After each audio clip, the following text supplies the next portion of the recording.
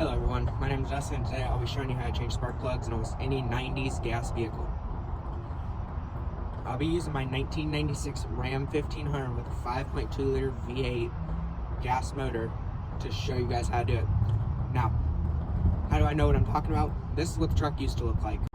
This is what it looks like now. So it's definitely come a long way. I've put a lot of work into it. Now, why is it important to change spark plugs?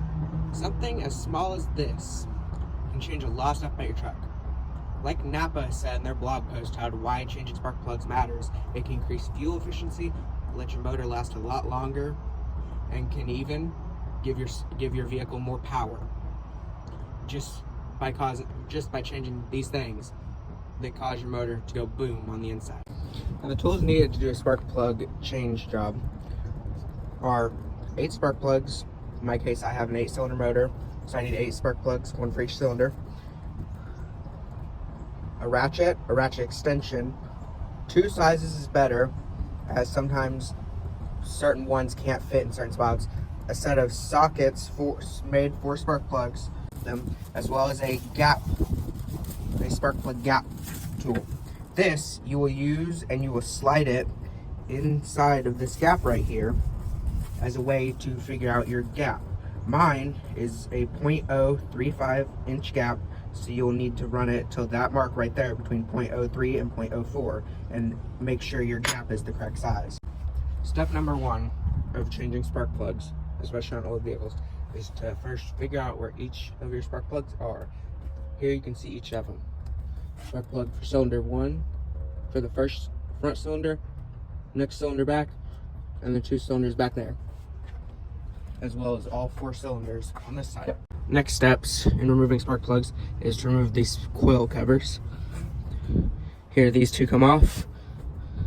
This one pulls out, as well as this one. Lay them down, but remember which one goes in which cylinder, as that's very important to keep your motor running. And then we do the 4 over here. This next step is very repetitive, so I'll show you how to do it once and I'll complete the next 8 steps off camera. So you will take your spark plug socket, push it onto your spark plug, which is still in the motor, push it all the way down until it pops on. Take your ratchet, insert it into your socket, lefty-loosey until the spark plug is loose enough for you to unscrew it by hand. You'll then remove the spark plug all the way. Your next step after removing the spark plugs is take your new spark plugs and insert them into your socket, slide them into their location in the motor, turn them by hand until you can't tighten them anymore, then put a ratchet on them and turn the ratchet a total of a half of a full turn or 180 degrees. Then finally, take your coil plug, push it onto the spark plug until you hear a click, or you can feel it physically push onto the end of the spark plug. And your final step for changing your spark plugs is to start the motor, see if she runs, check for a check engine light. We don't have one, so we're all good. Check up front, shut your hood. See, that wasn't too hard. It only took me about 30 minutes to change these spark plugs, even making this video. It really didn't take that long. Now, here are a couple tips and tricks that I like to use.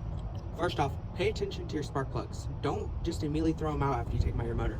These things can tell you a lot about the condition of your motor and what needs to be done soon. Like you can see on Champion Auto Parts site, sometimes the color of your plugs tell you a lot. Black plugs, like my plugs, here's one of mine,